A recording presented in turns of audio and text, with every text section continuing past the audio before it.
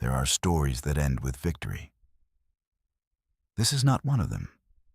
This is a story about a woman who saved a life and lost her own world in the process. It begins on a bleeding sunset with a bucket set down too loudly and a stranger's blood soaking into ground that already belonged to someone else's ancestors. One act of kindness, one wound that would never close, and a silence so deep it still echoes under the stars. Before we kick off this adventure, don't forget to hit like on the video and let us know in the comments where you're watching from. The sun had dropped low, bleeding red across the prairie when Adelaide Thorne set the water bucket down beside the corral. Magnus shifted, once ears flicking, then stilled. The wind, which had carried dust all afternoon, simply stopped. No rustle in the sage, no meadowlark call. The silence pressed in like a hand over the mouth. She saw him then. A shape sprawled in the tall grass near the eastern fence line, half hidden where the creek bent closest to her claim. Not a wolf, not driftwood. A man. Long black hair spilled across buckskin, one arm stretched toward the water, as though he had crawled the last few yards before strength gave out. Blood darkened the earth beneath him in a slow, wet bloom, too close to the creek. Too close to where the water ran clear and cold, the same water the old one said came straight from the heart of the earth. Adelaide's fingers tightened on the bucket handle until the tin bit into her palm. She stood motionless, breath shallow. The rifle stayed on the porch, loaded but out of reach. She was not a fool. She knelt a yard away, studying him. The wound was through the shoulder, clean entry, ragged exit. Fever already glazed his skin. His lips cracked. One eye opened a sliver, dark, fever bright, and found her face. No threat in it. Only need. Adelaide swallowed. The silence around them thickened as though the prairie itself waited to see what she would do. She reached for the canteen at her belt, unscrewed the cap, leaned forward, slid one arm under his shoulders, careful, slow, and lifted just enough to bring the spout to his mouth. He drank in small, painful swallows. A single tear tracked from the corner of his eye, not from pain, but from something deeper. Relief, maybe. Or disbelief that the hand offering water belonged to a white woman. When the canteen was empty, she lowered him again. His fingers closed briefly around her wrist, not to stop her, but to hold on until the worst of the thirst passed. Iron grip, then slack. She sat back on her heels, looked at the blood already seeping into the soil beside the creek, looked at the medicine pouch against his chest, looked at the fence line she had mended with her own hands. The sun slipped below the horizon. The first stars appeared cold and watchful. She rose, walked to the cabin, returned with her medical kit and a clean cloth, knelt again, began to cut away the ruined buckskin. The prairie stayed quiet. No wind, no birds. Only the soft rasp of his breathing and the faint metallic snip of her scissors. The land remembered. And now it had seen her choose. The lamp wick guttered low, throwing long shadows across the rough-hewn walls. Inside the cabin, the air hung thick, wood-smoked sage from the poultice, the coppery tang of blood that no amount of boiled water could fully wash away. Adelaide knelt beside the pallet knees, aching against the dirt floor. Taz lay still, except for the shallow rise of his chest. Fever had taken hold. His skin burned under her fingers when she changed the bandage. She worked in silence. Crushed yarrow and comfrey remnants of the last bundle her father had gathered pressed into the ragged exit wound. The paste smelled sharp green like wet earth after rain. She had saved these herbs for herself for the day fever or snakebite came calling. Now they were gone, smeared across a stranger's flesh. Her hands trembled once, only once, when she lifted the medicine pouch from his chest to clean around it. Eagle feathers brushed her knuckles soft as breath. Turquoise beads caught the lamplight, cold and blue. She paused. The pouch felt heavier than it should, as though it carried more than feathers and stone. She set it down carefully, almost reverently, then hated herself for the hesitation. Outside, the prairie answered with nothing. No coyote, no wind through the cottonwoods. Then faint at first, the rhythm of hooves distant, deliberate. Not one horse, several, moving slow, as though they already knew the trail ended here. Adelaide froze, cloth in hand. The sound grew, not galloping, not hurried, just coming. She glanced at Taz. His breathing had steadied a fraction, but the fever still held him. If she stopped now, if she let the wound fester, he would die before dawn. If she kept going, and those riders found her with him. She dipped the cloth again, wrung it out over the basin. Water dripped slow, deliberate. Each drop sounded louder than it should. The hooves stopped. Silence returned heavier than before. She could almost feel eyes on the cabin walls watching, waiting. Not angry yet. Just measuring. Adelaide pressed fresh poultice to the wound. Taz stirred. A low sound escaped his throat. Not words, just pain given voice. His hand lifted weak, found her wrist again. Fingers closed. Not tight. Just enough to anchor himself.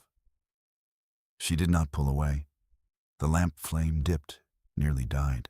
She reached to trim the wick, and in that small motion, her shadow crossed his face. His eyes opened only a sliver fever bright and fixed on hers. No gratitude, no plea, just recognition, urgency. Something passed between them in that look. He knew she had crossed a line she could not uncross. Outside, a horse snorted softly. Leather creaked. Men dismounted without a word. Adelaide rose slowly, crossed to the window. Through the oiled paper, she saw them shapes in the gray before dawn. Paint ponies standing still, riders, motionless, in a loose circle around the cabin. No torches, no raised weapons, just presence. They had followed the blood. She turned back. Taz watched her eyes steady now, despite the fever. He did not speak. Neither did she. The silence outside thickened, became something solid pressing against the door. Adelaide returned to the pallet. Knelt again. Continued wrapping the bandage with hands that no longer shook. But the hoofbeats had stopped, and the riders had not left. The first gray light seeped under the cabin door like spilled milk. Adelaide had not slept. She had sat by the pallet all night, changing the cloth on Taz's forehead when it warmed, listening to his ragged breaths count themselves against the silence. The fever still held him, but it had not claimed him yet. Outside, the horses had not moved. No snorts, no stamps. Only the soft creak of leather as men shifted weight in the saddle. She rose, legs stiff, crossed to the door, paused with her hand on the latch. The metal felt cold, heavier than it should. She drew a slow breath, tasting dust and the faint iron of blood that still clung to her sleeves. She opened the door. They were there. A dozen riders in a loose ring around the cabin, paint ponies standing, hip-shot tails switching at flies. Faces painted in streaks of ochre and black. Feathers knotted in braids, weapons sheathed but ready. No one spoke. No one moved closer. They simply watched. At the center stood the older man, silver threaded through his braids, bear claw necklace catching the weak sun. Kyle. His eyes found hers, first level, unblinking. Behind him, the others waited. Among them, a broad-shouldered warrior with a scar running from temple to jaw. Bode sat his pony without expression, hands loose on the reins. Kyle dismounted in one fluid motion. Boots touched earth without sound. He walked forward until he stood just beyond arm's reach. The air between them smelled of sage smoke and horse sweat. He looked past her shoulder into the cabin. Saw Taz on the pallet chest, rising slow. Saw the stained bandages. Saw the medicine pouch resting on the blanket where she had set it. His gaze returned to her face. "What did you do?" The words came low-accented, but clear. Not angry. Not yet. Just the question that had to be asked. Adelaide stood straight. Did not step back. Did not lower her eyes. But inside her chest, something tightened familiar, like the way the ladies of Riverbend had looked at her when she walked past in trousers rifle on her shoulder. Judgment. Only this time, it came from men whose blood she had touched without permission. She could lie, say he crawled here alone, say she found him already half dead and only gave water. The words rose easy to her tongue. Instead, she answered plain. He was dying. I gave him water, cleaned the wound, used what I had. Kyle did not blink. The warriors behind him did not stir, but their stillness grew heavier, eyes like stones settling on her skin. Taz stirred inside. A low sound, not words, just the body reminding itself it still lived. Cale glanced back at the pallet again, longer this time. When he looked at her once more, something shifted in his face, not relief, not gratitude. Recognition of a debt that had no easy name. "We stay," he said, "to see your spirit." He turned, spoke once in Apache to the others, short, quiet words. The riders dismounted as one, secured their ponies, arranged themselves in a wider circle, backs to the cabin, faces outward. No fire, no talk, just presence. Adelaide closed the door. The latch dropped with a soft click. She leaned against the rough wood a moment, felt the grain press into her palms, heard the faint scrape of moccasins outside as men took up positions, heard Taz's breathing steady now, but fragile. She crossed back to the pallet, knelt, checked the bandage. It was clean, no fresh blood. But the weight in the room had changed. She was no longer alone, and the men outside had not come to thank her. They had come to judge whether the hand that saved their chief's nephew had also stained something that could not be washed clean. The second day broke gray and thin, the kind of light that showed every crack in the earth. Adelaide stepped out onto the porch with the canteen refilled from the creek. The water sloshed softly against tin, the only sound in a world that had gone quiet. No birds yet, no wind to stir the grass, only the low creak of her boots on weathered boards. The circle of warriors had not moved.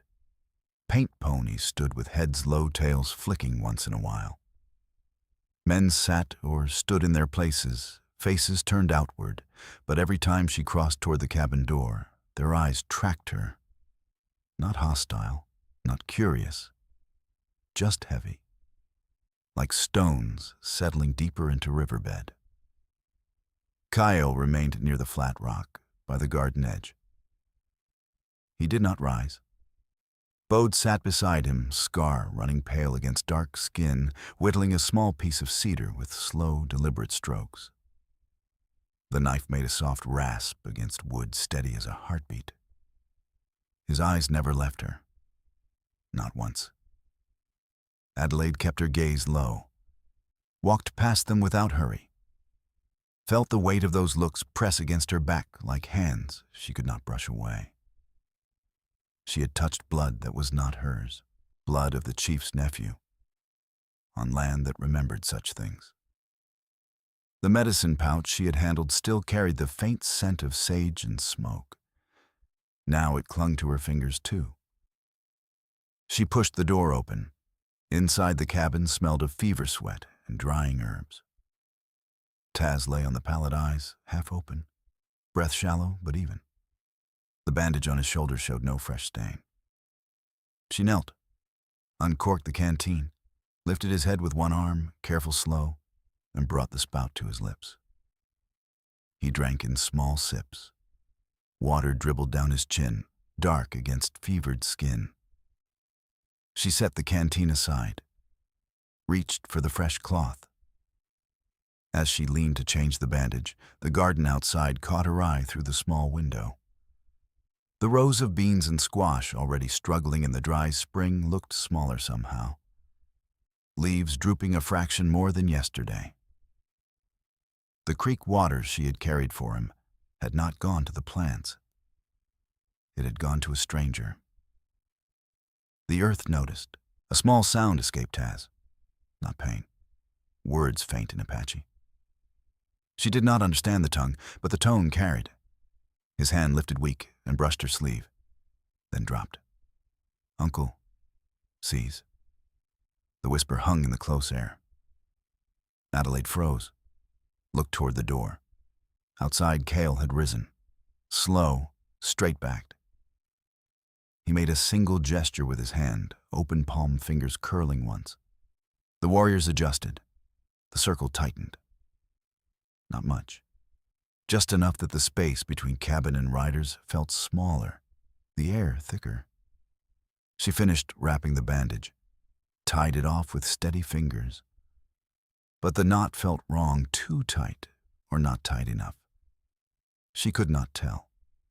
She stood, crossed to the window again, saw Bode still whittling, but the cedar piece lay forgotten in his lap now. His knife rested blade up on his knee.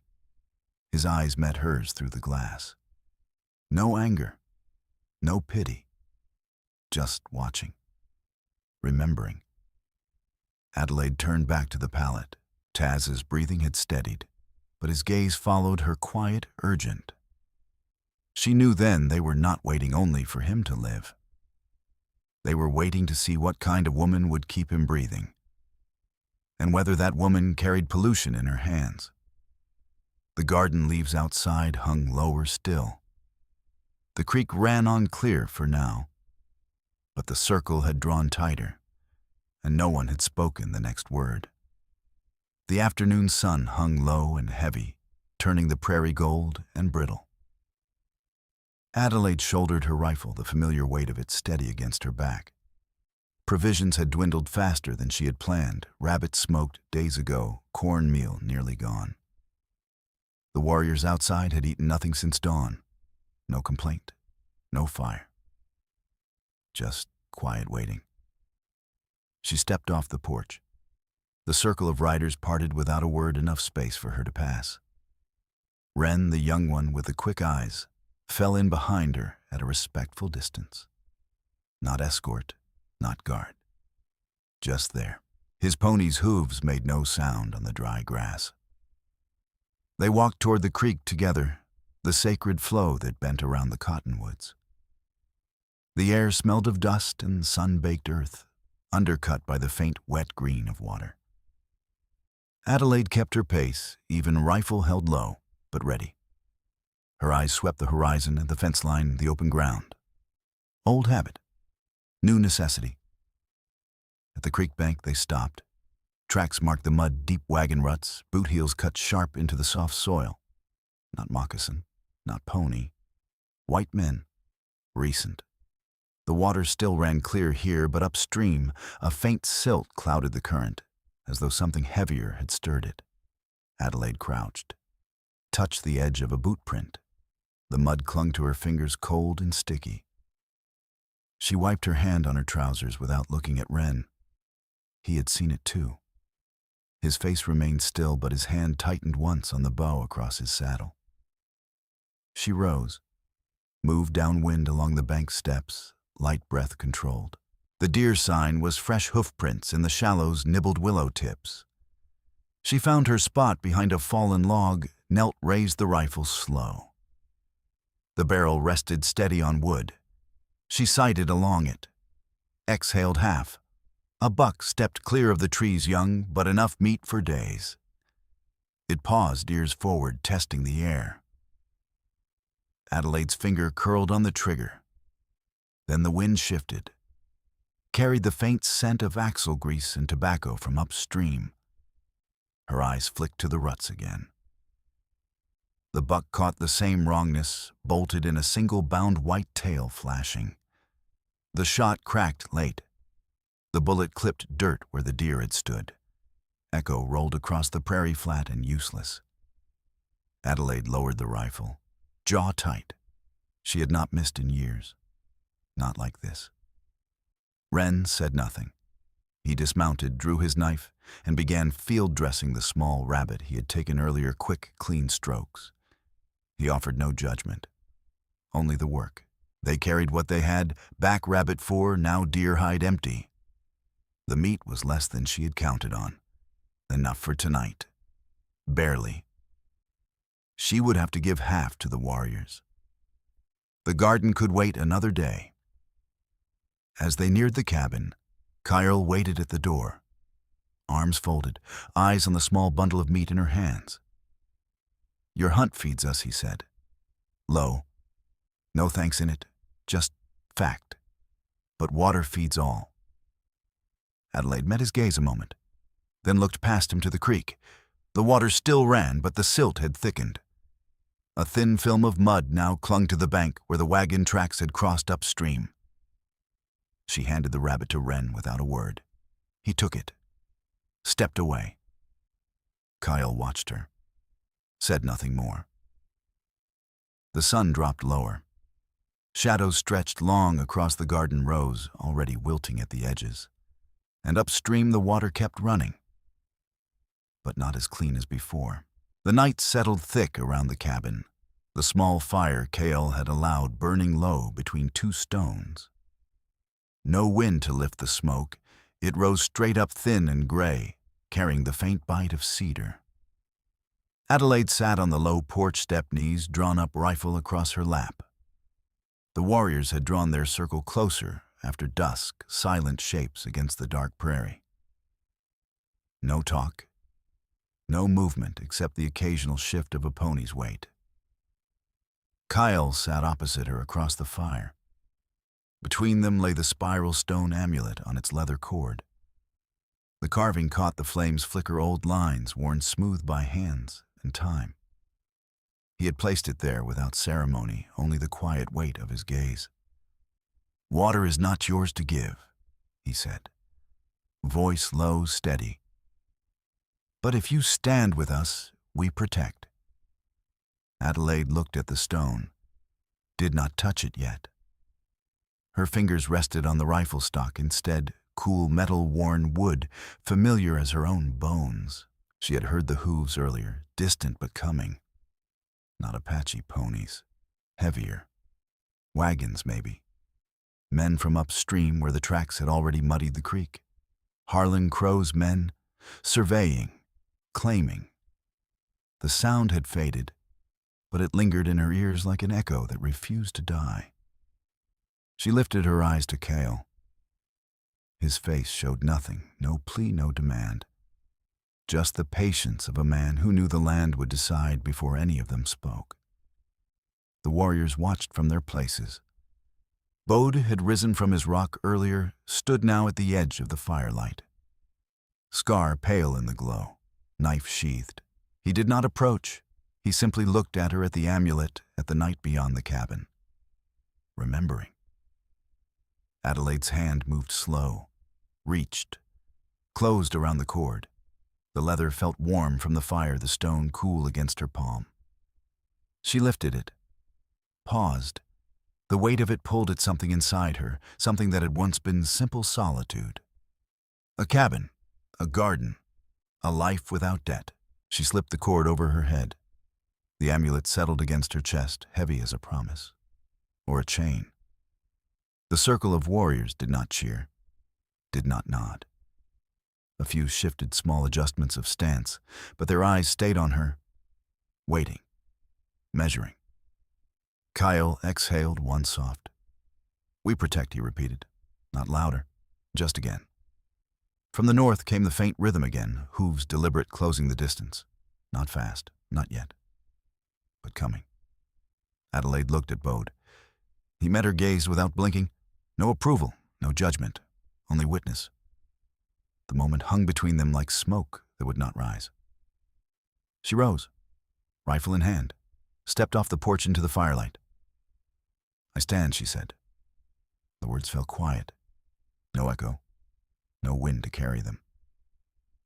Bode turned away first, slow, deliberate, back to his rock. The others followed his lead, resuming their vigil. Kyle remained seated a moment longer, then stood. He made no gesture of thanks, only the small nod of a man who had seen what needed seeing. The hooves grew louder now, clearer in the still air. Closer. Adelaide looked toward the sound, then back at the cabin. Taz lay inside, breathing steady for the first time in days. The garden waited beyond the fence leaves, still drooping. The creek ran on, muddied but alive. She touched the amulet, once brief, almost absently. The stone pressed against her skin, cool again. No road back, only forward. And the riders were coming. Dawn came cold and pale, the sky, the color of old iron. Adelaide stood at the creek's edge, boots sunk in the soft mud, the spiral amulet resting heavy against her breastbone. The stone had warmed overnight from her skin. Now it felt like part of her, or like something she could never take off again. Upstream the water ran slower than yesterday. A thin scum of silt clung to the shallows where wagon wheels had crossed. The tracks were fresh, deep ruts, horse prints, the sharp bite of iron-shod hooves. Men had been here in the dark hours, surveying, marking. The company's flag would come next, staked like a claim on bone. She touched the amulet once, fingers lingering, then let her hand fall. The creek kept moving. It did not care who stood beside it. Behind her, the warriors worked without haste. Kyle directed with small gestures, sharpened stakes driven into the earth at angles along the fence line points hidden in tall grass. Twisted metal scraps, caltrops scattered where hooves would find them first. Wren and Jet moved low, silent, placing each one with care. No waste, no noise. Bode remained apart, seated on his flat rock near the garden knife, idle in his lap now. He watched, always watching. Adelaide turned from the creek, walked back toward the cabin. The rifle, her father's old Winchester, hung from her shoulder. The stock was worn smooth where John Calder's hands had held it for years. He had taught her to shoot straight, to respect the land that fed the bullet and the game alike. Land remembers who respects it, Addie, and who don't. She stopped at the porch, looked at the cabin she had raised board by board. The garden rose beyond, wilted now, leaves curling at the edges. If the men came and took the water, the garden would die. The cabin would stand empty. The memories of her father's voice, his hands guiding hers on the rifle, would fade like smoke. She lifted the Winchester, checked the load. Brass cartridges glinted dull in the early light. Each one carried the weight of his lessons. Each one would be aimed at men who shared his blood. Kaisel approached, stopped a respectful distance away. His eyes followed hers to the cabin, then back to her face. "They come at dawn," he said. "No question in it, just certainty." Adelaide nodded once. The motion felt final. She looked at Bode. He met her gaze. No words, a single small nod barely there, then his eyes returned to the horizon. He had seen her choice. He would carry it. The first faint sound drifted on the still air hooves. Not many yet, but steady, coming closer. Adelaide chambered around. The metallic click cut the quiet like a door closing. She whispered to the empty prairie, to the creek, to the ghost of her father's voice. Then we meet them. The warriors did not answer. They did not need to. The sun cleared the eastern ridge, throwing long shadows across the grass. The water ran on, muddied slower, but still alive. and the riders were no longer distant. The first light of dawn cut sharp across the prairie, turning the grass blades to silver knives. Adelaide crouched on the porch rifle, braced against the railing barrel, steady. The air tasted of dew and gun oil. Her shoulder ached already from the night's tension, but she ignored it.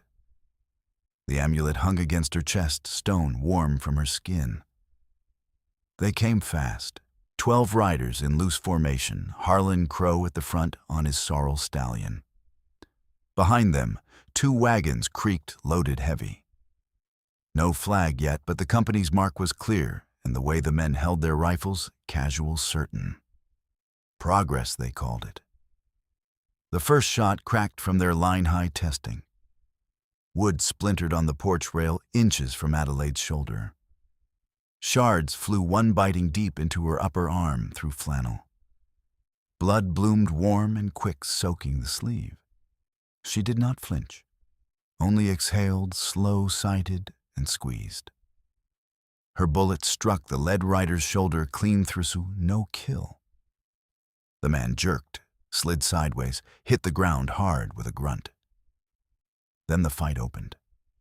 Wren fired from the cottonwood's arrow, whistling, finding a horse's flank. The animal reared through its rider. Jet, low in the garden trench, loosed another shaft. Bode stayed back near the fence bow, drawn waiting. No rush, no waste. Harlan's voice carried over the chaos. This land is progress. A torch arced from his line-trailing flame. It struck the shed roof. Dry wood caught fast, crackle then roar. Smoke billowed black thick with the smell of burning pine and tar. Flames licked high, cutting off their cover on that side. Adelaide shifted. Blood dripped from her elbow onto the board's dark spots spreading. She reloaded without looking down. Each cartridge slid home with a soft metallic click. She fired again, another rider unhorsed, clutching his thigh.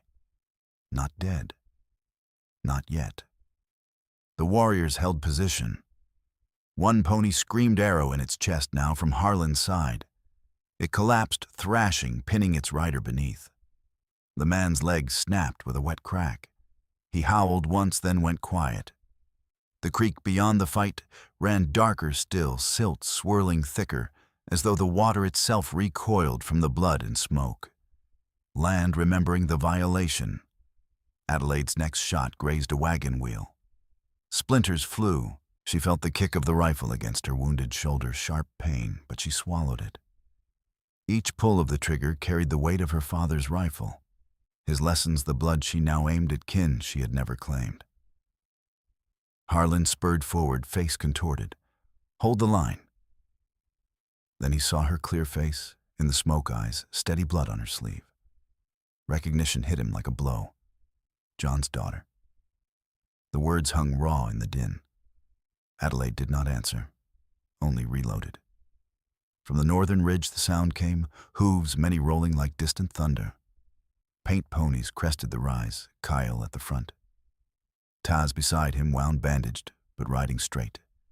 Warriors fanned out in a crescent, weapons ready, no shout, no war cry. Only arrival. Harlan reined hard. His men faltered, rifles lowering a fraction. The smoke from the burning shed drifted between the lines, thick and acrid. Adelaide lowered her rifle a hair. Blood dripped steady from her arm, now pattering on the porch boards. The two forces faced each other across the scorched ground. No one moved. The fire crackled on, and the creek kept running dark, slow, unforgiving. The smoke from the burning shed still hung low, acrid and thick, curling around the men like a shroud that refused to lift. The sun had climbed higher now, turning the battlefield harsh and bright. Bodies lay where they had fallen, two riders groaning, low horses standing riderless, heads down. The creek beyond the fence ran sluggish, its surface filmed with silt and ash that drifted from the flames. Adelaide stood in the open ground between the lines, rifle lowered, but still gripped tight. Blood had dried dark on her sleeve, the splinter wound in her shoulder a dull throb beneath torn flannel. The amulet rested against her chest, stone warm cord chafing the skin where sweat had soaked it. Kyle stepped forward first. No hurry. He stopped a few paces from Harlan Crow, who had dismounted, boots planted wide in the scorched grass.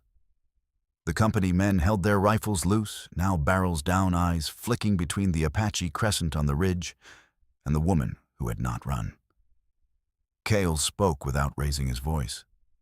Boundary at the Lightning Oak. South for you. North remains with her. And the protectors. Harlan looked at the tree split black by old lightning, standing alone on the prairie edge like a marker no one had asked for. He glanced at his wounded men, at the wagon still intact, at the creek that ran darker than it should, then at Adelaide. He exhaled once short and sharp. I'll need it in writing. Territorial office? Witnessed. Cale nodded once. No more words needed. Harlan's gaze settled on Adelaide again. Something flickered in his face, not warmth, not regret exactly. Recognition of a debt he had never known existed. Your father saw enough, he said. Quiet, almost to himself, then louder to no one in particular. Enough for today. He turned to his men. Pull back, tend the wounded. The company riders gathered their fallen. Slow, careful, no glances back. Kyle watched them go, then looked at Adelaide. No nod of thanks, no promise. Just the small shift of weight that said the balance had held for now. She walked to the creek bank. The water had cleared, a little silt settling, but not clean. Not yet. She knelt, cupped a handful, let it run through her fingers. The cold bit her skin. The amulet dipped toward the surface cord, trailing stone, almost touching the flow. She did not dip it, only held it there a moment, as though testing whether the land still knew her touch.